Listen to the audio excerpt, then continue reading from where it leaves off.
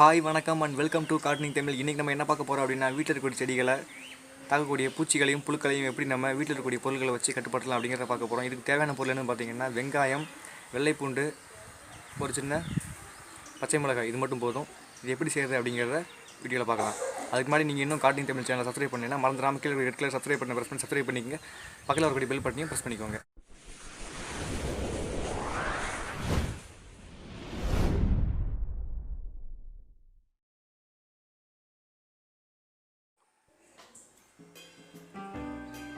First எடுக்க வேண்டியது வெங்காயம், வெள்ளைப்பூண்டு, பச்சை மிளகாய். இதுக்கு காஞ்ச மிளகாய் கூட எடுக்கலாம். ஆனால் காஞ்ச மிளகாயில் பச்சை மிளகாயில் இருக்கிற அளவுக்கு சாறு இருக்காது. அதனால் பச்சை மிளகாய் காஞ்ச மிளகாயை விட பெட்டர். அப்படி இல்லாத பட்சத்தில் நீங்கள் எடுத்துக்கலாம் காஞ்ச மிளகாயை. மூணையும் இந்த மாதிரி ஒரு இதை வச்சு நல்லா அரைச்சிக்கோங்க. இந்த மாதிரி எதுவும் இல்லைன்னா நீங்கள் மிக்சியில் போட்டு அரைச்சிக்கலாம். மிக்சியில் போட்டு அரைக்கிறது இதை விட ரொம்ப பெட்டர். ஏன்னா சின்ன சின்ன துண்டுகளாக வெட்டுறதுனால இதை விட மிக்சியில் அரைக்கிறது ரொம்ப பெட்டர்.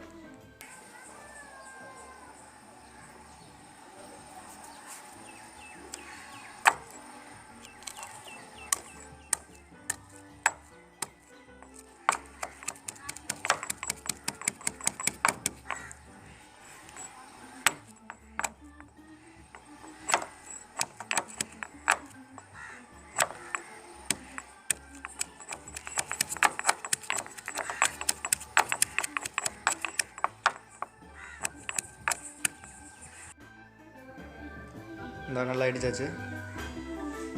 சாரெல்லாம் நல்லா வெளியே வர்ற மாதிரி நல்லா அடிச்சுக்கோங்க. இப்போ அடித்ததை ஏதாவது ஒரு சின்ன டப்பா இந்த மாதிரி எல்லாம் போட்டு அதோட தண்ணி மிக்ஸ் பண்ணி வைங்க. இப்போ பண்ணுற பாருங்கள்.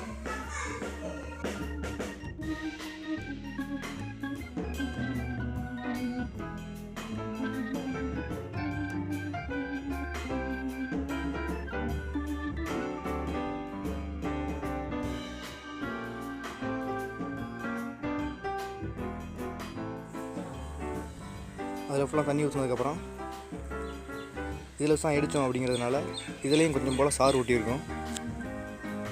அதனால் இதுலேயும் கொஞ்சம் போல் தண்ணி ஊற்றி நல்லா கரைச்சி விட்டு அந்த சாரை மறுபடியும் அந்த இதிலே ஊற்றிடலாம்.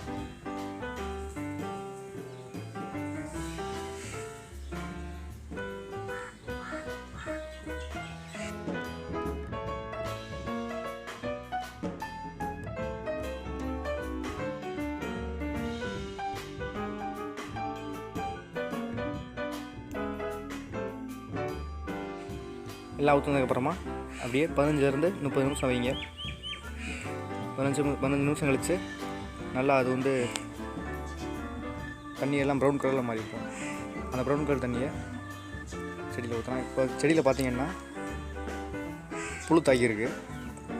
இலையோட மேல் பகுதியை சுரண்டி சாப்பிட்டு இலையை கருக வச்சு கீழே ஊர்ந்துருக்கு. இலை பாருங்கள்,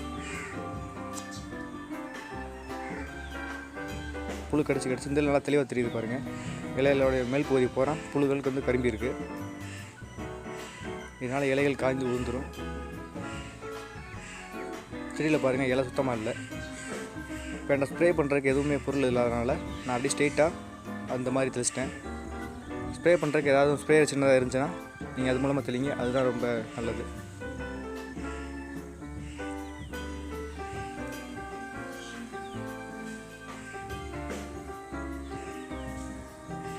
அதை இலை முழுவதும் நல்லா படுற மாதிரி தெளிங்க.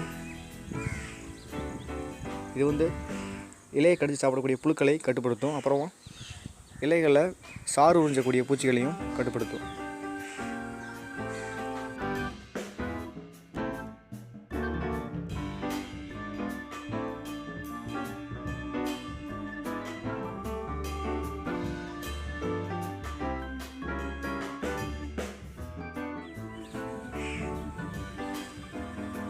உள்ளே இருக்கக்கூடிய அந்த சக்கைகளை எல்லாம் எடுத்து நல்லா புழிஞ்சிட்டு நீங்கள் செடிக்கு கீழே போட்டிங்கன்னா அது உரமாக பயன்படும்.